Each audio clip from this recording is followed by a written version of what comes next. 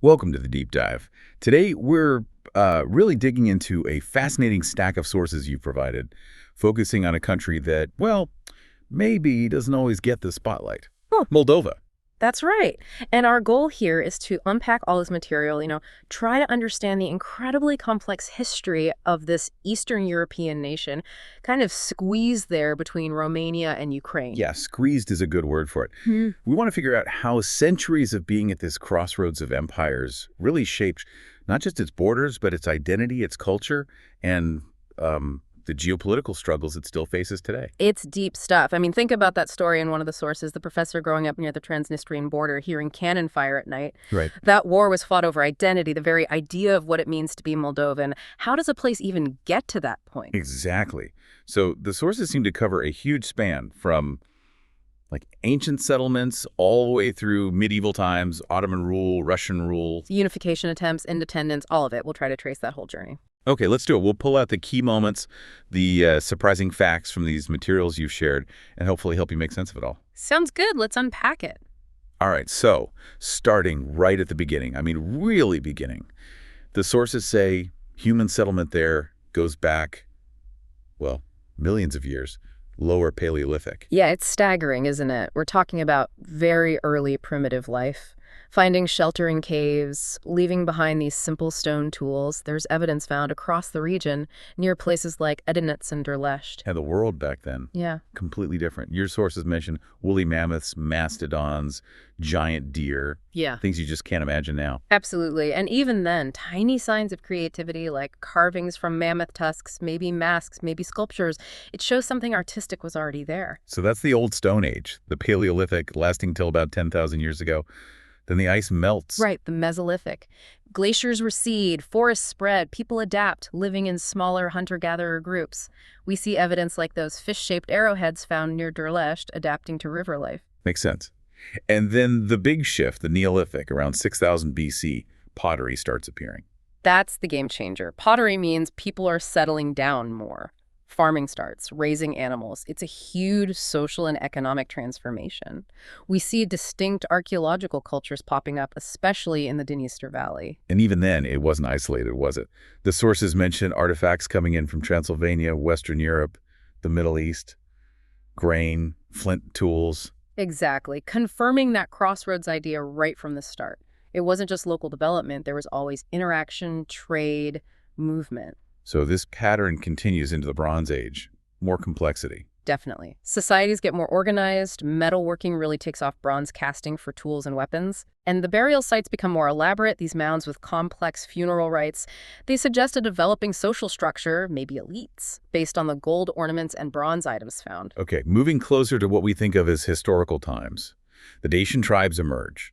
The sources mention a mold century. Right, the Dacians become the dominant group in this territory for a long time. They're really key to understanding the later formation of the Romanian people. We see their settlements, sometimes simple dugouts, sometimes surface structures, and also fortifications like earthworks and wooden forts. And they stuck around for a while. Yeah, the archaeological sites show signs of long occupation layers of hearths, trash pits. They were establishing a lasting presence before the next big waves of change hit. And we know about them not just from archaeology, right? Greek historians mention them way back, like 5th century BC. Exactly. Their presence is clear, not just in those settlements and fortifications, but even linguistically. Some Dacian words actually survived into the languages spoken in the region much later. So they're established. But then, around the 4th century AD, things start to change again with Slavic tribes arriving. Yes, that's a major shift. But the sources suggest it wasn't a simple replacement. It seems these Slavic settlements developed under the existing Daco-Roman influence. It's more complex than just conquest. And the land itself played a part. The forests, rivers, those old earthworks. Hugely important, yeah. That difficult terrain offered some protection to the local Daco-Roman population. It helped them survive, or at least mitigate, the impact of invasions, not just from Slavs, but later Turkic groups too. It allowed for a kind of coexistence, or at least survival. But it did change where people lived. It did. Over time, there was a shift. Settlements moved away from the easily defended high ground down into the lower river valleys, the plains along the Dnistru, the Prut. It fundamentally altered the settlement pattern. So it's a period of real transition, leaving, as one source puts it, these clear yet invisible signs of that earlier Daco-Roman world fading into the Middle Ages. A real mixing period. This blend of surviving local people and new arrivals really sets the stage for the next chapter, the actual formation of a Moldavian state. Okay, so fast forward a bit. End of the 13th century, the state of Moldavia starts to emerge. Suceava as its capital. Right. There's the legend, of course, about Drago chasing a bison. Yeah, the sources mention that, but suggest it might be more epic tale than strict history. Probably. They point more towards Bogdan I around 1343 as the, let's say, real figure who gets things going.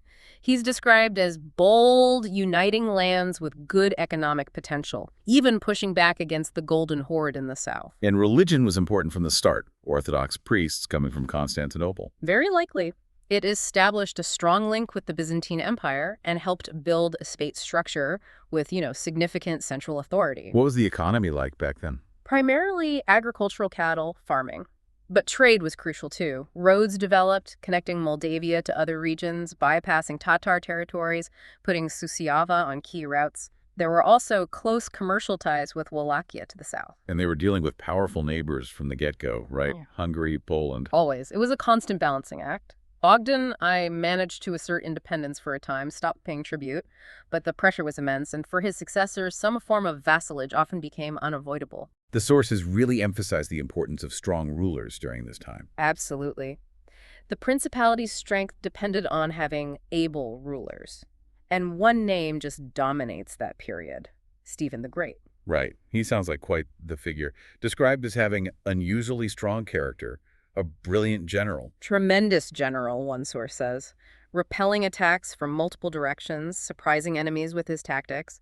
He fought off the Ottomans multiple times, campaigns that apparently sent ripples across Europe. And he wasn't just about war, right? Building churches, monasteries. Over 40 of them, according to the sources. He made Moldavia a major religious hub and significantly strengthened the power of the ruler, the voivode, and the nobility. His death in 1504 was clearly seen as a huge blow, leaving a power vacuum. It's worth remembering, like the sources point out, this state formed in a place that already had layers of history. Dacians, Romans, Byzantines, Slavs, Poles, Hungarians. Exactly. The Moldavian rulers were always operating this crowded, difficult international space, surrounded by powerful kingdoms and empires. And the name itself. Moldavia. Moldova. Where did that come from? It seems the rulers used local place names, maybe linked to rivers like the Moldova River. They also referred to the people as Moldovans or Moldavians, connecting back to ancient tribes. Moldavia became the official name, seen as the core historical term, but Moldova was also used, possibly meaning a land with many rivers in Latin. Both have deep roots. Let's look a bit closer at some of those other early rulers mentioned. Drago, for instance. All right, Dragan Murat, often cited as the first ruler, though acting as a vassal for the Hungarian king initially. Tasked with conquering Vlach territory, brought in settlers from places like Maramure, established an early capital at Baia. Then his successor, Ledvan II, switched sides, became a Polish vassal. Yeah, which kind of opened the door for Poland to try and grab territory. There was conflict, Poles took some areas, but local resistance, led by someone named Mazur Moise Muat, apparently helped get them back. Shows that internal dynamic was always there. And Bogdan I Murat, he expanded the borders quite a bit. Significantly, according to the sources. Founded Tijina County, strengthened the state, though his reign ended violently, killed by nobles, which maybe limited how far things could go at that point. Then Bogdan III recovered some ground, moved the capital to Suceava. It sounds like a constant push and pull. It really was, building the state, defending it, expanding it. But the sources are clear. After the peak under Stephen the Great, things got tougher under weaker rulers like Petru Ure and Ștefan Thiesi. That internal weakness made them vulnerable. Vulnerable to the Ottomans. Exactly. That brings us squarely into the long period of Ottoman influence. After Constantinople fell in 1453, it was only a matter of time. Moldavia became a tributary state, formally around 1512. It wasn't direct rule initially, more like external superiors. That's how the sources describe it. The Ottomans were interested in tribute, military support, keeping control, but they generally allowed Moldavia internal autonomy. The princes were still chosen from the local boyar elite. And for a while, that worked okay. Sources mention cultural and economic prosperity. Initially, yes, but then things started to slide into what's called a gradual political decline. What drove that decline? A key factor seems to be infighting among the Moldavian nobles, the boyars. Their conflicts fragmented the elite, weakened the prince's authority, and the Sultan was smart, manipulated these rivalries, put his own favorites on the throne, people who'd be more loyal to Istanbul. That slowly eroded local autonomy. So the princes lost real power, and eventually attempts to push back failed, like that alliance in the late 17th century. Right, that led to actual Ottoman military occupation in the Romanian principalities for a time. Even though a later treaty, 1699, tried to restore some boyar power, it wasn't the same. The principality was weaker. And that weakness opened the door for Russia. Pretty much. With the Ottomans weakening and internal authority fractured, Moldavia became increasingly vulnerable to the rising power of the Russian Empire, which started making serious inroads into the region from the late 18th century. It's interesting how the Ottomans viewed the region. The sources mention they saw Transylvania as strategic and maybe thought Moldavians were more civilized than Wallachians. Yeah, suggesting maybe they paid closer attention to Moldavia. There were definitely interactions, cultural exchanges, Moldavian rulers dealing with Turkish officials, chronicles describing the Sultan's court, though sometimes critically, calling customs barbaric. And practical connections too, postal routes, roads maintained. Sure. But ultimately, the relationship was unequal. Christian princes might have hoped for more independence, but Ottoman interests came first. Interference and quarrels were common, a way for the Ottomans to maintain control. So this sets the stage for Russia's growing influence. The territory we now know as Moldova, which the Russians called Bessarabia, becomes this key frontier zone. Absolutely. It was central to the long struggle for dominance between the Russian and Ottoman empires in the Black Sea and Danube region. Annexing Bessarabia in 1812 was a massive strategic game for Russia. And a huge change for the people there. It was the core, often the richest part, of historic Moldavia. And that annexation had immediate consequences. Even though Russia initially granted some autonomy, kept some old laws, tens of thousands of Moldovan families apparently packed up and moved west across the Prut River into the remaining parts of Moldavia. That westward movement becomes important later, doesn't it? Because those areas are culturally linked to what becomes Romania. Very important. The sources stress that despite being under Russian rule, many people in Bessarabia felt a strong connection, language, culture, ethnicity to Romania, and favored uniting with it. This was a constant tension. The map changed again, though. After the Crimean War, 1856, Russia lost, and Bessarabia was returned to Moldavia. Correct. And Moldavia had, by then, united with Wallachia, forming the basis of modern Romania.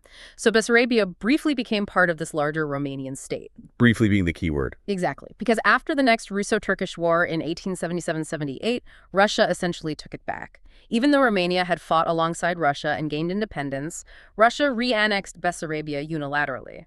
Romania had no say. That caused lasting resentment. And during Russian rule, what happened with language? Well, Romanian, or Moldovan, as it was often called, had been the main language. But Russian influence grew significantly. There was migration, contact with Slavic groups. The linguistic picture became more mixed, though Romanian remained dominant for many. But the desire for unification with Romania didn't go away. Not at all. It intensified, especially around World War I, leading into the next major shift. Right. So after WWI, the map changes again. Yeah. Bessarabia, Bukovina, Transylvania, they all unite with Romania. Great Romania. Yes, a moment of national fulfillment for many Romanians. This union was internationally recognized. For Bessarabia, the sources describe the next 20 years, 1920 to 1940, as a period of relative stability and development within Romania. Peace and unceasing development, I think one source said. A contrast to the constant back and forth before. It was certainly more stable internally for Bessarabia, but integration wasn't entirely smooth. The Romanian government pushed Romanianization policies, mandating the Romanian language and the Latin alphabet in administration, schools, culture, church, everywhere. Russian language and the Cyrillic script were suppressed. That must have caused problems, especially with the Russian-speaking population. Big problems. The sources talk about indignation and protests. People who disagreed or were seen as pro-Soviet faced serious consequences, getting fired, jailed, even exiled. It was a major point of tension. But culturally, things did develop. More schools, Literature. Yes, there was significant growth in education, a big increase in schools. Romanian became the language of instruction. Bessarabian writers contributed to Romanian literature, drawing on local traditions. There was state funding for things like the National Theater in Chino. So a period of progress, but also significant internal tension. A fair summary. And like before, this period of relative peace was about to be shattered by external forces. World War II was looming. Which brings us to that infamous deal, the Ribbentrop-Molotov Pact, August 1939. Exactly. The secret protocols between Nazi Germany and the Soviet Union just carved up Eastern Europe. And Bessarabia, along with northern Bukovina, was assigned to the Soviet sphere. And the Soviets didn't wait long to act on it. June 1940, the ultimatum to Romania. Forcing Romania to hand over those territories, it was brutal and swift. 2 days later, June 28, the Red Army moves in. Occupation begins. Yes, the first Soviet occupation, lasting until Romania, allied with Germany, retook the territory in 1941. But the Soviets would be back, and that first occupation was harsh. How so? What does Sovietization mean on the ground? It meant imposing Soviet political and economic systems immediately, and crucially, forming the Moldavian Soviet Socialist Republic, or MSSR. They took Bessarabia and fused it with a strip of land from across the Dniester River that had been an autonomous republic within Ukraine. These new borders were artificial, cutting through established regions. And it wasn't just administrative changes. The sources talk about intense repression. Absolutely systematic. The goal was to eliminate the pre-war leadership and potential opposition. Teachers, priests, former officials, prosperous farmers, kulaks, intellectuals, anyone deemed nationalist or anti-Soviet was targeted. The numbers are shocking. Tens of thousands arrested, deported, executed. The estimates and the sources are grim. Over 90,000 arrested across Bessarabia, northern Bukovina, and Herzegovina region in that first year. Mass deportations, particularly the huge one in June 1941, removed tens of thousands. Skilled workers were targeted too. Hundreds of thousands fled. And this continued even after the war, when the Soviets returned. Yes, the repression didn't stop. Maybe it changed form sometimes, targeting specific groups like alleged Zionists, or cracking down on dissent among the intelligentsia in the 50s and 60s, dealing with perceived pacifists or anti-Soviets in gulags. It was a long shadow. One source called it a serious revenge on the history and on the language. Yeah, that captures the feeling. Efforts to impose the Cyrillic alphabet for the Romanian Moldovan language, rewriting history from a Soviet perspective, it was a deep assault on local identity and culture. Okay, so after the war, Moldova is firmly the Moldavian SSR within the Soviet Union. What was that period like? Well, the authorities pushed hard on industrialization and modernization, trying to build up the republic's economic importance within the USSR. How did that look? Often quite crude, according to the sources. Lots of new towns built around big factories, described as kind of monotonous, ignoring local styles. Agriculture was heavily shifted towards specialized things like vineyards and orchards, but often with poor planning and low productivity, even causing environmental damage like clear-cutting forests. Sounds like a top-down approach that didn't always fit the local reality. That's the sense you get. A focus on Soviet goals, sometimes at the expense of local traditions or sustainability. There's a quote asking if it brought progress or misery. And culturally, how did that play out? The sources talk about painful contests. A push to emulate Soviet culture clashed with local traditions. Traditional architecture suffered, creativity among the intelligentsia felt stifled, leading to nostalgic, bitter poems about what was being lost.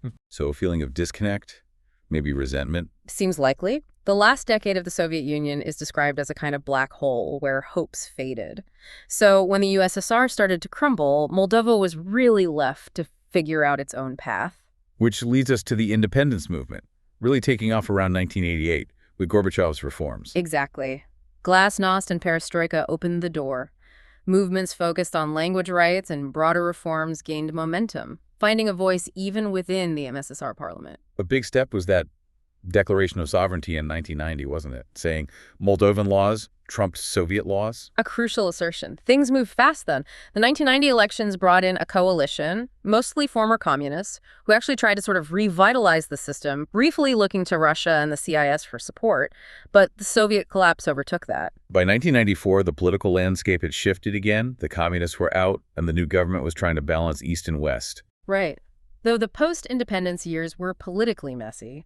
Lots of maneuvering, debates about presidential versus parliamentary power.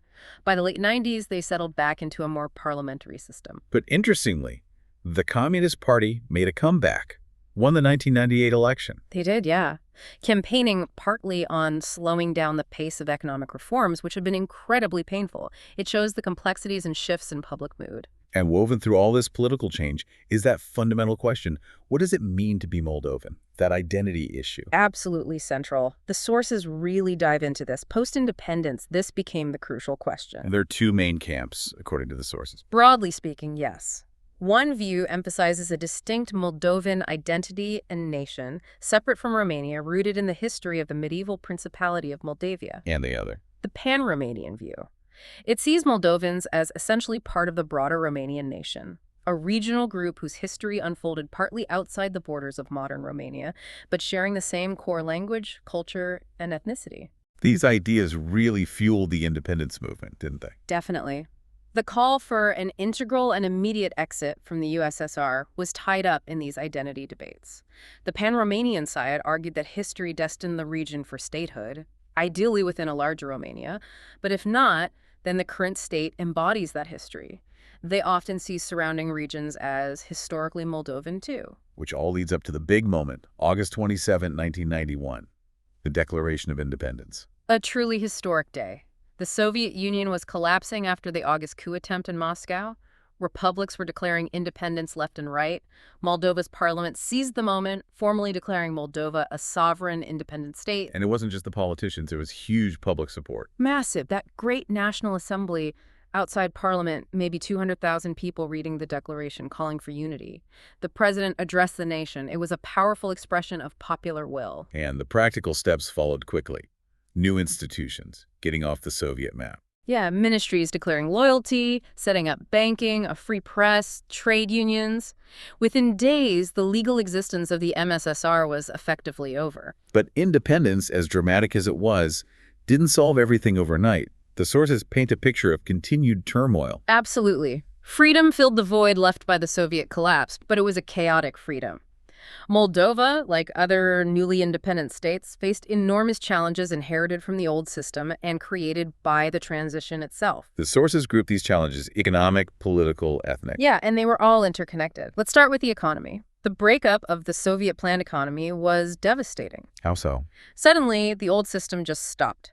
State planning vanished, but there were no real market mechanisms to replace it instantly. The result was catastrophic decline, industrial output collapsed, agriculture plummeted, and inflation. Hyperinflation took off. The banking system fell apart. People's incomes vanished. For a small, landlocked country like Moldova, it was made even worse by the war in Transnistria and trade problems with neighbors. Sources say the economy was devastated within years. Output halved compared to 1989.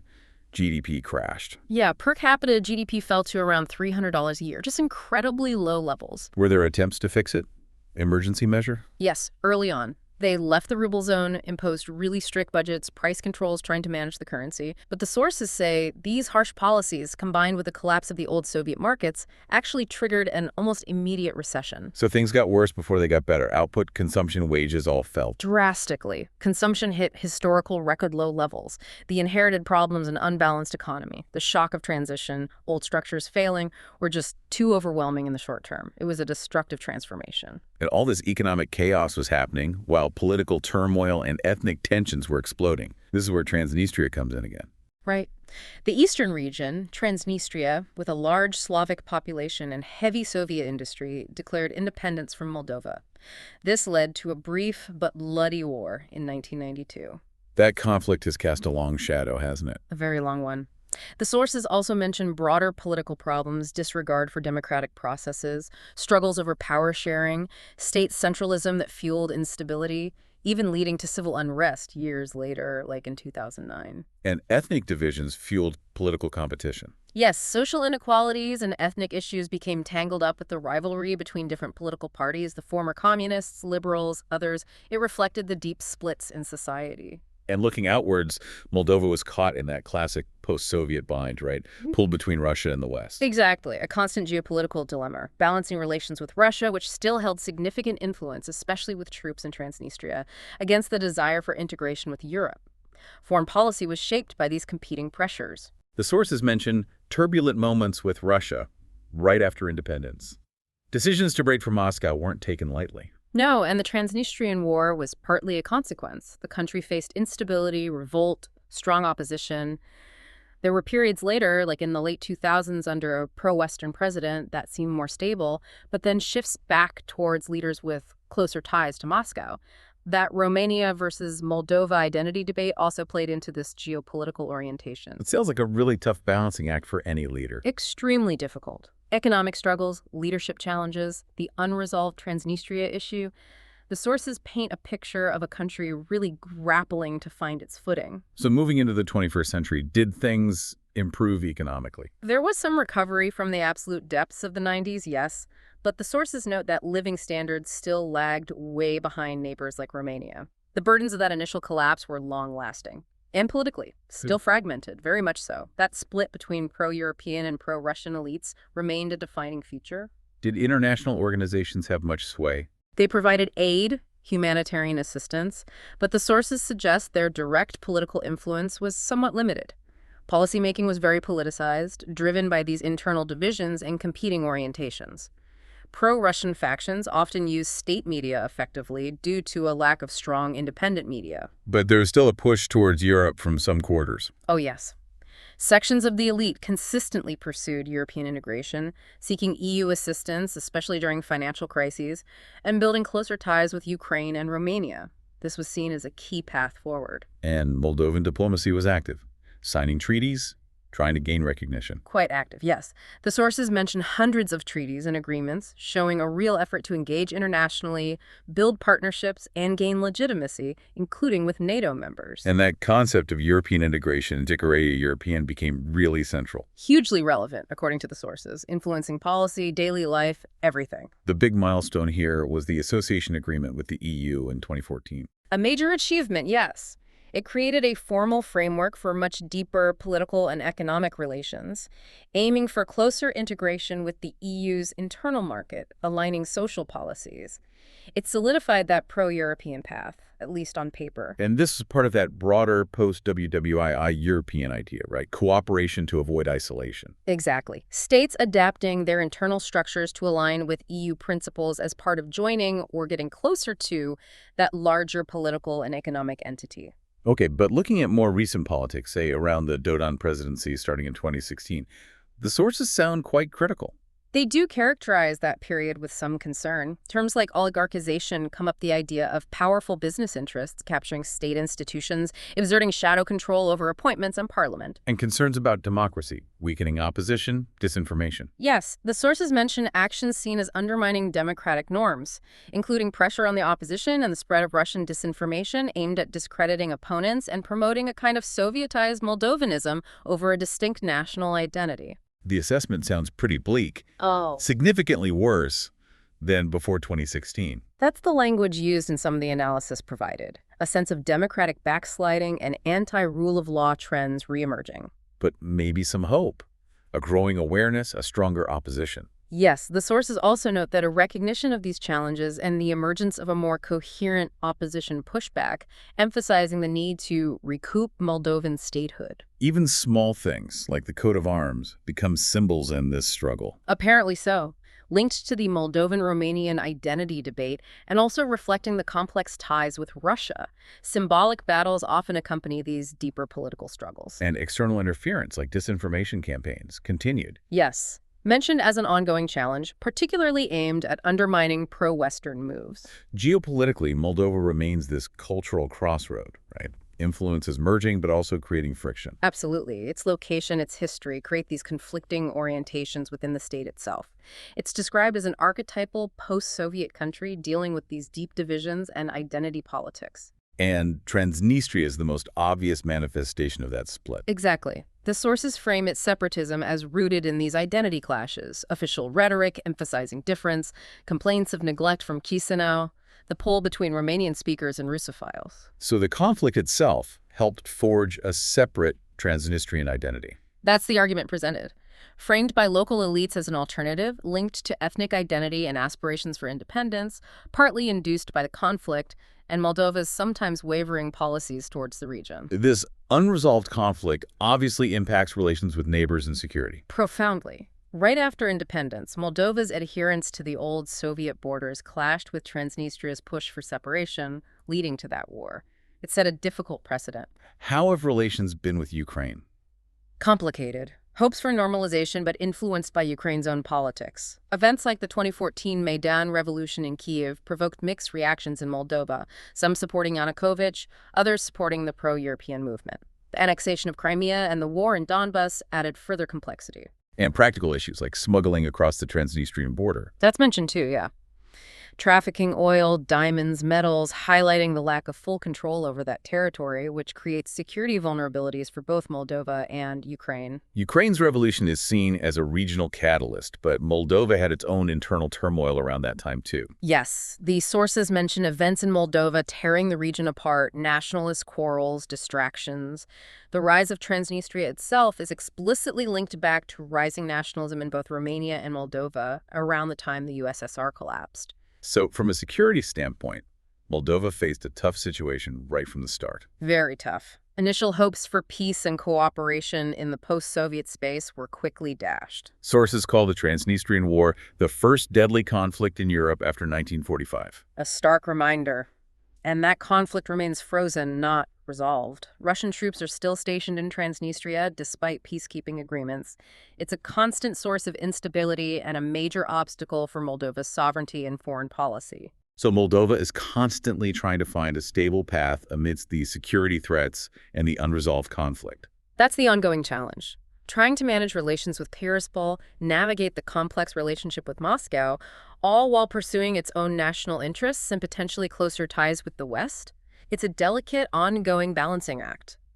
Let's shift gears a bit away from the immediate politics and conflict and talk about the cultural heritage, which the sources describe as really rich and diverse. Absolutely. It's presented as a blend of all those influences we've talked about: Romanian, Latin, Turkish, Greek, Russian, Ukrainian.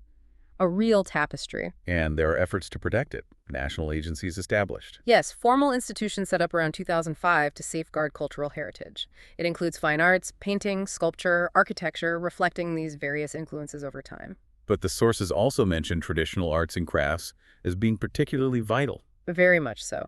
Described as a valuable part, an element of ethnic identity preserved through generations, even during the Soviet period's hardships. What kind of crafts are we talking about? Things like weaving, especially using traditional reed looms in rural areas. Wood carving is widespread, depicting folklore scenes, daily life. Stone carving, too, often seen in churches, using similar motifs, symbolizing Orthodox faith. Pottery. Highlighted for its talented craftsmanship and magnificent forms.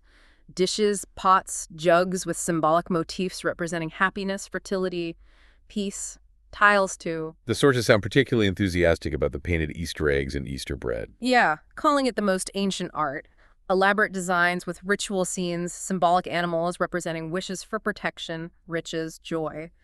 The colors, the techniques are described as connecting people directly to tradition, to childhood, to fairy tales. It sounds incredibly rich. It's amazing how these traditions survive through all the turmoil we've discussed. It really is. That cultural resilience, holding on to language, crafts, traditions despite imperial pressures, Soviet suppression.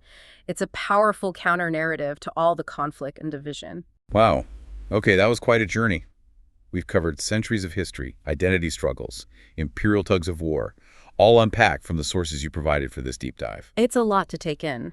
From those earliest Paleolithic settlements, through the Dacians, the rise of medieval Moldavia under figures like Stephen the Great, then those long defining periods under Ottoman and Russian empires. Right, empires that profoundly shaped the territory and the very idea of what it meant to live there.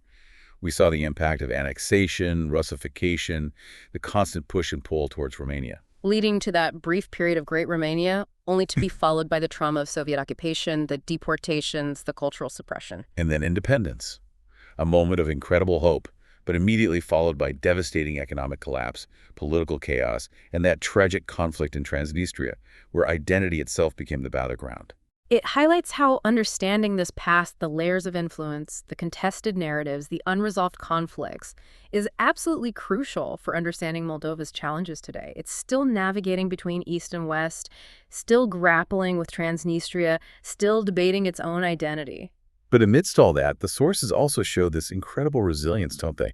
The survival of culture, language, those beautiful traditional arts we just talked about. That definitely stands out. A testament to the people who've lived through it all. So for you listening, having taken this deep dive with us through these sources, what stands out? What connections do you see to the present day? It's a lot to think about. And here's maybe one final provocative thought to leave you with, something that emerges from these materials. In a land that's been shaped, divided, and influenced by powerful neighbors for so long, where identity is so fiercely debated, how does a nation truly define and assert its sovereignty when its very existence seems so intertwined with the goals and interventions of others? That's a tough question. Something to ponder as you continue your own exploration.